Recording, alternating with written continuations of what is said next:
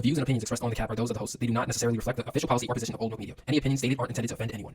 On this episode of the Cap Podcast, we react to From the Private Collection of Saba and No ID by Saba and No ID.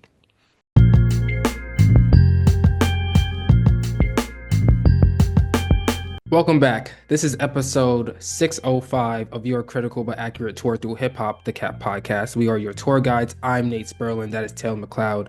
Thank you for tuning in on YouTube, Spotify, Apple Podcasts, wherever else you might be tuning in. Feel free to go ahead and join the conversation by leaving a comment, liking this video, and subscribing to the channel. Thank you for joining us. That being said, Taylor, how are you doing today? Bad. Bad. I'm doing bad, man. I've been sick all week. So this is like my flu game, and it's fitting that it's a Chicago podcast that I'm doing the flu game for. So, Yeah. Hopefully you get better soon. Lots of tea, lots of honey and soup and things that are warm and liquid, I guess, is what you need. yeah, But I've been doing wonton soup and, all that good stuff. So, okay. Good. You're on the pathway to health. Hopefully you can recover by next week because I'm pretty sure we're gonna do another episode next week. But that being said, we need to focus on this week and on this episode of the Cat Podcast. We are reacting to From the Private Collection of Saba and No ID by Saba and No ID. This album is 15 tracks, 41 minutes long, featuring BJ the Chicago Kid, Aaron Allen Kane, Raphael Sadiq, Kelly Rowland, MFN Mello, Madison McFarlane, Ogie three times or OG, um, Jordan Ward, IBA, Joseph Chilliams, Jondo, Fresh Waters, True, Love Mansui Love Mansoy, and Smino. If I mispronounced any of those names, I apologize. This is the first time I'm encountering your name. But that being said, um, what is your first reaction to this album, Taylor? I love it. I love it when rappers make good rap albums. You know what I mean? Like I think we have 15 tracks of like just high level rapping. And Saba's in like that really nice like sweet spot as an artist where you're not at the top where it's so like toxic, right? And everything is like, oh, what's better, this, that, whatever. But it's not unknown by any means. Like a lot of people know it, a lot of people care about it. You and I both have people that we talk to every day who really care about it, and that makes me care about it more than I would usually. Um, and so it's just my favorite. Like Saba's not an artist that I listen to a whole lot, but I think one of the first episodes I ever did with you was about his last album. Mhm. And so I knew I liked that project. So coming into this, I was like optimistic and I definitely wasn't disappointed. Like it might not be something I listen to a bunch, but I can see like if Saba's like one of your favorites, like something like this would be like, like a very pleasant like thing to have. Yeah, I completely agree with you. The last episode we did, the album was called "Few Good Things," and that was the first time I ever listened to a Saba song. Maybe I've heard Saba on some like, because Saba was featured on like some of the Chance the Rapper songs when Chance the Rapper was in Yeah. his prime and stuff like that. So I heard Saba before that album, but in terms of sitting down and listening to a full Saba album, that was the first time I did it, and I thoroughly enjoyed it. I think we thoroughly enjoyed it because you already said Yeah. that you enjoyed it. So that made me become a fan. And now carrying over to this album. I expected Saba with the legendary producer No ID, like I expected them to continue to deliver a cohesive album that allows the smorgasbord of Saba's talent to be fully on display because like Saba does a lot of things. Like he produces beats, he raps really, really well, which Taylor alluded to before. He also has like a nice melodic pocket that he could get into also. So he does a lot of different things and I'm expecting to see all these things here. And I think that Saba does a good job of balancing all these things and also at the same time, on a specific song that we'll get into once I go through my notes. There's a specific song where he could have been melodic on it, but he chose just to rap on it, and he just has like three different melodic features on the song instead. And I thought that was a really good choice also. So it's very clear that Saba knows what he's doing in terms of how to make a good song, how to make a good album for his core fan base. Um, I like the album cover a lot. Like the aesthetic of the album cover, it reminds me of like those historical images. I don't know why. Like maybe the desolateness of the picture kind of reminds me of like the 1980s, like pictures of like the 1980s Bronx, if that Yeah. makes sense. I'm pretty sure that's a picture of Chicago because I was from Chicago. I'm just saying like what that reminds me of. And I think that that aesthetic of like a historical aesthetic kind of I think that pairs really well with like the topics that Saba raps on here because he does a lot of reflection and telling like stories from like things that he's experienced before. So I really appreciated that aspect to the album where I could look at the album cover and kind of expect what's going to be on the album. Um, as far as my first thoughts go, I think that Saba, like, he has a mastery of the skills and a sound. And none of the beats really sound out of place here. And I think he does a good job, like I mentioned before, of him he raps like regularly raps, he melodically raps, and then he just straight up sings. And then like there's lots of moments of spontaneity in the production and also with Saba as well, on the vocals that I really, really enjoyed. Some of the track to track transitions are really, really good here. I kind of wish they did that more, like for every single track, but there's certain particular points where a song just straight up abruptly ends and then it goes to the next song and it all fits together nice. And I think the production here, like it's amazing because first of all, it's No ID, who's a legendary producer in hip hop. He's been doing it for decades. But the other thing here is I feel like a lot of the as someone who primarily listens to hip hop and beats that have 808s, there isn't really many 808s here. And this album, the production here, it kind of feels like it can be performed with like a live band behind Saba. And I like that aspect to it also. That kind of like brings more of an ambiance, I would say, maybe like a small studio session type ambiance to the album, like a Yeah. really personal. Isn't he performing it? I think tonight in New York City because Damn, I Dan gotta is get back here for that, and there's a band. I gotta get tickets. I gotta figure out how to get tickets to that because that yeah, I'm gonna look into that. I don't know. I didn't know that, but if he is, that's great. And if he has a Because band behind it, then that even proves further the point of like this album being able to be performed with a live band. It's not very often that you see albums these days being able to be performed with a live band. Um, and also a lot of the times it doesn't even make sense to kind of like go down that route in terms of production just because of like what people are used to like I just said like I'm yeah, used to listening with beats with 808s and stuff like that and there isn't really many of that here and I think that Saba does a good job of flexing his rapping ability and he doesn't really overwhelm the listener with his rapping ability like there's a few songs here that I guess they count as songs and not marked as interludes but just like the length of them feel like interludes. For example, Stop Playing With Me feels like an interlude because it's just like a minute and 3 seconds long. And then you have Reciprocity, which is track 9, and that one's like a minute and 29 seconds long, and that one also kind of feels like an interlude. So he does a really good job of mixing in the topics, the subject matter that he wants to rap about, giving the audience a break from that, from the denseness of the topics at times, and also like having that melody and that chillness and that quiet personal aesthetic really shine through the album. And I think No ID, like every single beat here is amazing. I think No ID does his thing, as he is known to do, which is why he's a hip hop legend. Um, but yeah, I think that this is a really good album for sure. yeah. I think to me, Saba just sounds so comfortable on it, and I think that's like what you said, where it feels like that like smaller studio session, and you are comfortable rapping, and you're comfortable singing, and you're comfortable bringing a bunch of people in so that they can do different things to contribute. So like it's very comfortable.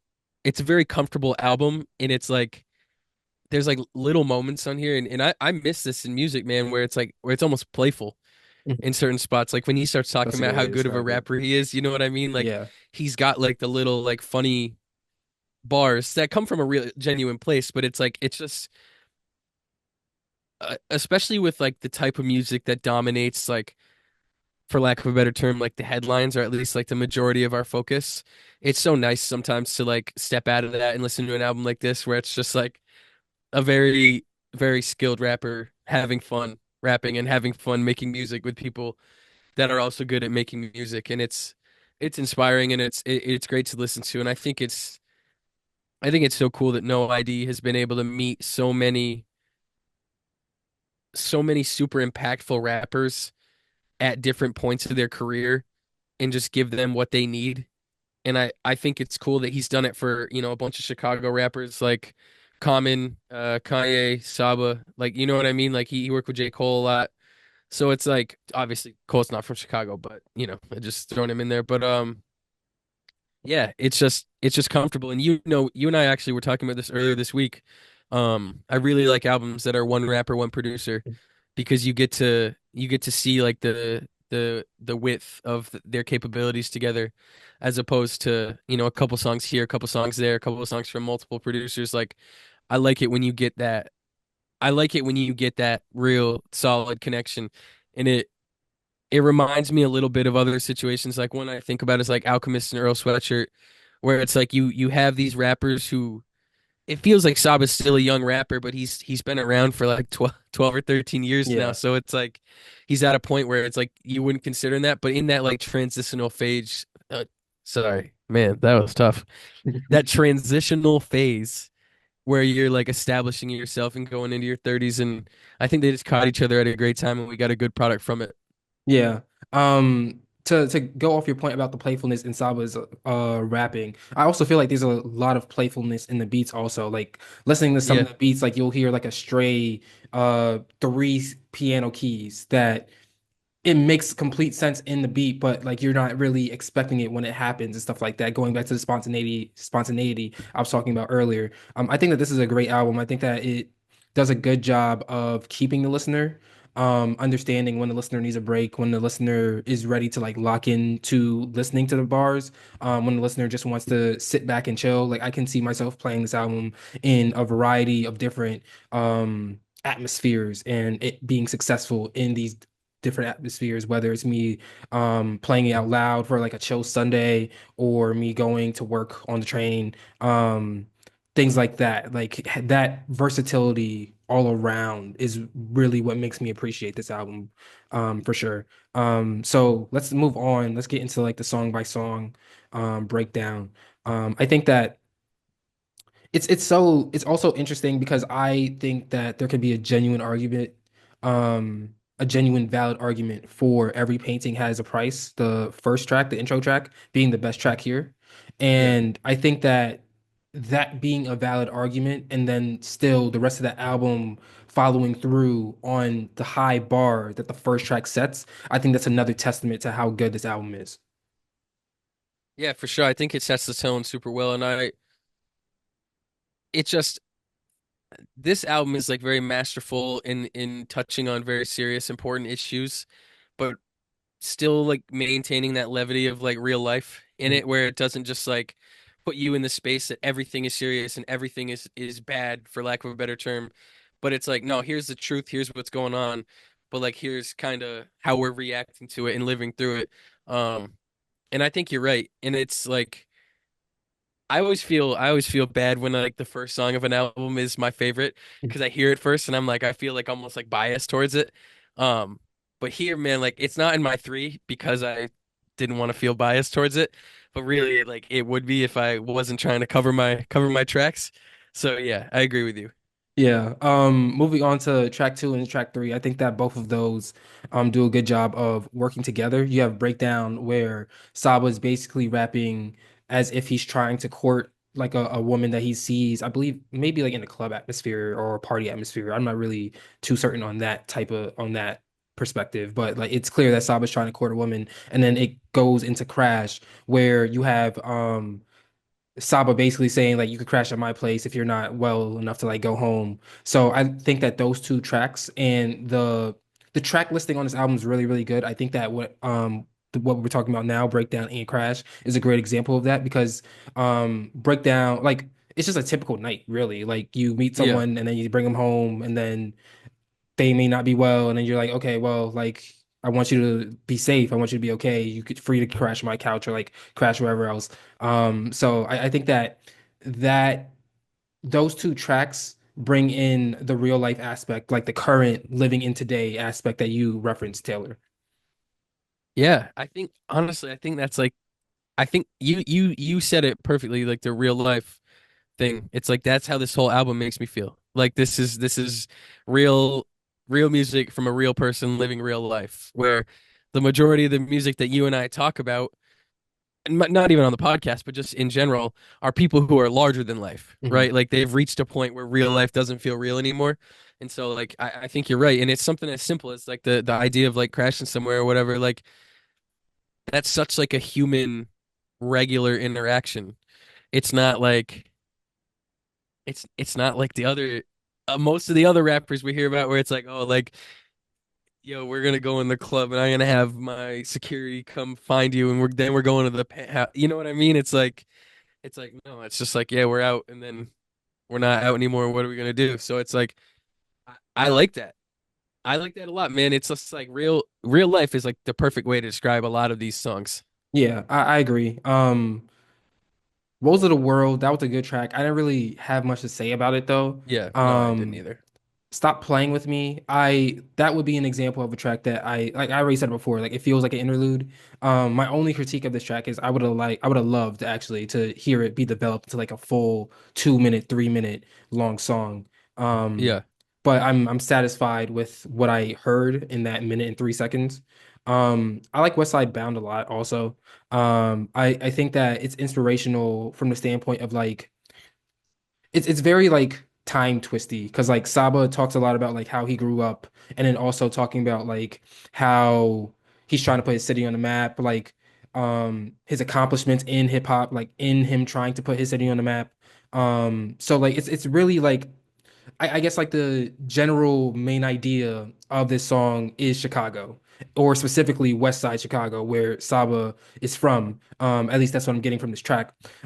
So hearing Saba rap about him growing up on the West Side of Chicago and then him trying to um bring the West Side into like the mainstream and stuff like that. I thought that was really a really important topic. I also found it interesting that Saba also raps about how when he was growing up, people used to fight, and now people don't fight anymore. People don't fight fair anymore. He was like jumping his whack, shooting his whack, but that's all people do. That's basically what he was saying. So I think that all in all, like um this is a good Chicago-based track, I feel like. yeah. No, I agree. I agree, and I like how even though like Saba is deep into his career, he's still like shouting out Pivot Mhm. and stuff like because we there's so many examples of rappers who come up with these collectives and then they reach a certain level or whatever and then that collective falls apart and they never mention it again. It's like no, we're not going to talk about that like old shit like Odd Future, ASAP is almost at that point now. You know what I mean? Like there's so many of them, but like it's just like paying homage to the way he grew up and like the contrast, like you said, time twisting, like the contrast of like then and now, and like how he's trying to do his part to make it better, at least improve like what he can. In you know that's important. It's not just about like he's not just like coming from a point of like, all right, what can I do to make my life better and my family's life better? It's definitely like almost like a what can we do like community wise to and it's not some big like all right we're gonna do this and do that. It's just like a like pull your if you pull your weight, if everyone has that mindset, then shit will get better. Yeah, I agree. And I think that that message of acceptance, I would say, I think that pours in perfectly to the next track where it's called Head Rap. First of all, like the vocals from Madison McFerrin, really, really nice touch to the instrumental. OG and Jordan Ward, like their chemistry on the chorus really shines through. And I like that Saba's rapping about black hair and kind of like the politics around black hair on this song. Talking about how he wanted to lock his hair, how his grandma used to braid his hair, how he went to school one day and they told him to cut his hair off, and it was like black people telling him to cut his hair off. So I found that to be um I found it to be very important, especially today. And I think that the vulnerability, like it seems like a surface level thing, really, but it's really like a more vulnerable thing where, especially like the topic of black hair over the course of history, where like it was looked down upon to have your natural hair, and now like we're seeing, we saw it in the 70s, but like now again we're seeing that movement of like the natural black hair being what's in. So I really appreciated that. I also like that it's called head wrap like because like a head wrap, like I thought that was really cool. So like all in all, like I think that I think there's a few tracks here on this album that can be argued to be the best songs, and I would put Head Wrap also in that conversation with the first track. Yeah, I think it's obviously it's an experience that I don't have, but it's very anecdotal and it's like you said, and like I know this just from, learning essentially, but like it is serious and it is important and it is very personal and I think that like you said I think the title is very clever. Yeah. Like when I first saw it, I was like, oh, I don't know what that's gonna be, and then I listened to the song and I like looking at the track list, I was like, oh, that's pretty good. Like in like the period two separating head and rap, like I was Mhm. like, yeah, that's pretty good. Yeah.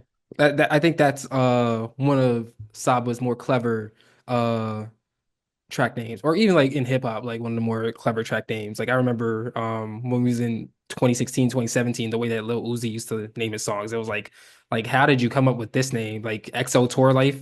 Like that spelling of it with the E and the three at the end of life is like still hilarious to me. Yeah, So it's nice to see that there's still that level of like tongue in cheekness, I guess, with like these names of these songs. The next song I have that I want to talk about is Big Picture. So do you have anything to say about the three tracks in between that? I think Axe 1.5 is like probably the best raps on here. I think it's Mhm, the most like just like laid out. It's like, all right, I'm rapping now. mhm. So like I like that just because I think it's like skillful, but I don't have much else besides that. Yeah. Okay. So on Big Picture, first of all, I think this is probably No ID's best beat. Like it kind of like alternates between like just the melody with the percussions and then the melody without the percussions, and like the way that the percussions come in on the first verse and then the second verse. It kind of comes in like maybe like a fifth way through the verses, and it kind of like speeds up, and then you have the percussions and stuff like that. I think that's a nice touch to the song. I think it's a nice touch to the song. I think that OG's her voice kind of reminds me of like that old timey like the deepness of like Billie Holiday kind of, and I Yeah. like that like. And I think that that also another reason why I like that is because looking at the album cover, it's like black and white, like we already mentioned, it seemed like it was historical. So like that's another touch of like history on this album that I really, really appreciated. Um, and I think that I always find it interesting when you have a feature in current day and their presence on a song sounds like a sample, but it's not really a sample. And that's how I feel about OG's voice also. Because again, like it just sounds like it's something from like the 1940s and the 1930s. And No ID found this, but no, it's OG singing like in I assume 2025, maybe 2024. I don't know how long or when they were making this album, but definitely in the past like 5 years. So overall, like this is another one of the tracks where I would put into the category of having an argument for being the best on the album. I don't think you could really go wrong. Like I think that there's about four tracks. We already talked about three of them that I can make an argument for being the best track on the album. I like how the quality of these tracks are kind of linear. Like you have the tracks that are good. Like we talked about West Side Bound would be one that's just good. Like Acts 1.5 would be good. And then you have the songs that are great and like they're just like consistently great. So then you have like the intro, you have head wrap, and now you have big picture, which we're talking about now. Yeah, for sure. And with big picture, like you were saying, when the singing voice sounds like a sample, you just there's so much more you can do with that because you can control like like the way that you can't control a sample, right? You have to work within the parameters of a song that was already created, right? And you can alter it, obviously. You can chop it up, pitch it up or down or whatever. But when you have someone who's got such a rich voice like that, your world opens up because they can do whatever No ID wants them to do, right? Or whatever they're capable of. And then you can bend that and you can have them adjust things. Cause like, and you're not adjusting it with a software. You're adjusting it with they're doing it real. Like, Mhm. so it changes everything. And I think that's like really shines through on a lot of these beats where it's like, I'd be curious and I got to go through it to see the credits and what is sampled and what isn't. But I think something that's been coming at it like it. it started a couple like a decade ago with Chance the Rapper and all them, but like I think the horns are always so present Yeah, on a lot of this yeah, music, and it's like if you can have real people playing the horns, you can do so much more than if you're just sampling horns from a song from the 60s or the 70s and only dealing within the confines of what the previous artist did. When you have people around who can really like play, well, then you can do whatever you want because they can do whatever they can do everything, right? Like they're incredibly talented, so they can do everything, and you can change. You can just make it sound so much more rich, and like you said, like it's a real studio session, as opposed to someone just like cutting up a record and then playing the drums over it and then layering everything. It just makes it so much more real. yeah. I completely agree with that. Next track I would like to talk about is How to Impress God. I just like um the message behind it. Like Yeah. Saba, the first verse, he's rapping about like all the accomplishments, like as if he's like having a conversation with God, speaking to God himself, or herself. And he's basically listing off all these things that he's done, and then God is basically saying they're not impressed. And then the second verse, then Saba or God starts to tell Saba like the thing that impresses God the most about Saba is that he consistently shows love to other people and stuff like that. And I think that that's very true to like the to religion in the first place. Like it like the especially now, like I think that's a message that's definitely needed. The way that people kind of use religion to kind of like spread hate amongst people. And but at the end of the day, like I think this is like the basic foundation of religion, like spreading love to other people. So I just love the message that's on this track here. Yeah. I love the message too, and I also like how Saba's not like I really enjoy how he's not like crazy hard on himself when Mhm. he's answering from the perspective of God. Because right, we get a lot of songs like this where people are taking that like that higher power, that perspective from a higher power and answering themselves or whatever. And usually they're like awful to themselves, right? Like whenever Kendrick does it, man, Kendrick when he's rapping from the God or the devil or whatever, he is terrible to himself, right? And that's how certain people act, right? Or that's what certain people need. They need like that edge, they need that whatever, that like real strict, like, no, you're not doing this right. You gotta find the path that you're supposed to be on. But I do like how Saba gives himself grace, and even like the closing line on the first verse is like, I don't know it exactly. I can't remember it exactly, but it was pretty much like all you need to do is like care and appreciate like what's going on, what God has, or what he's saying that God has given is like, and that's what second verse, like you said, is like just living in that and like accepting it and being good, right? Being a good person, being a good community member. It's like that's what impresses. That's what's impressive, right? But I do like though how he doesn't like he's talking about he's got sold out shows. He's got he's made a little bit of money. He moved out of he's got the house or whatever. But I'm glad that he didn't like tear himself apart like a lot of Yeah. people do. I think that the Kendrick Lamar comparison is completely uh I think that's a very good comparison because when as you were speaking, you brought up Kendrick Lamar. The first song I thought about, which I was actually listening to in the shower earlier today, was Reincarnated, where at the end, then he has that conversation with God, and he's like, I'm trying to do all this stuff. Like, what more do you want from me? And then they're like, and then God is basically saying, like, all that stuff that you did, it doesn't matter. Like, this is what you need to do, and that's not necessarily what we get from this song by Saba here. So, like to your point, like Saba is definitely much more graceful with himself than Kendrick would be if Kendrick, well, when Kendrick has made this type of song. Yeah. And then the last track I would like to talk about is the outro. Like I think that Saba and Smino, like I think that this will be the fourth track where I would say there could be argument to be made that this one is the best on the album. I think that just Smino's verse, I think that Smino and Saba, they're very interesting because like they kind of do similar things. I would say that Smino is more melodic than Saba is, but like Smino can easily rap, which is what he does here, and Saba can easily melodically rap, which he's done at points throughout this album. But I think that both of them coming together and deciding that they're gonna rap on this track, on a no ID track, nonetheless, like I think that shows tremendous respect for the genre, tremendous respect for no ID, being someone who is from an era of like traditional hip hop. Yeah. I appreciated that aspect of it, and I think that the flows and then like the what they're talking about and stuff like that, I find those things to be also of value. So that would be the fourth track that I would say is an argument for the best here. Yeah, I hear you. Yo, I can I'm losing my voice bad. All right. That being said, we're gonna go to playback value. Yeah, Um, Objectively, I got 2 weeks. Subjectively, I got a month. What about you? same Okay, exact. I was gonna say the same thing. perfect. All right. So, final thoughts. Final thoughts, it's similar to my initial reaction.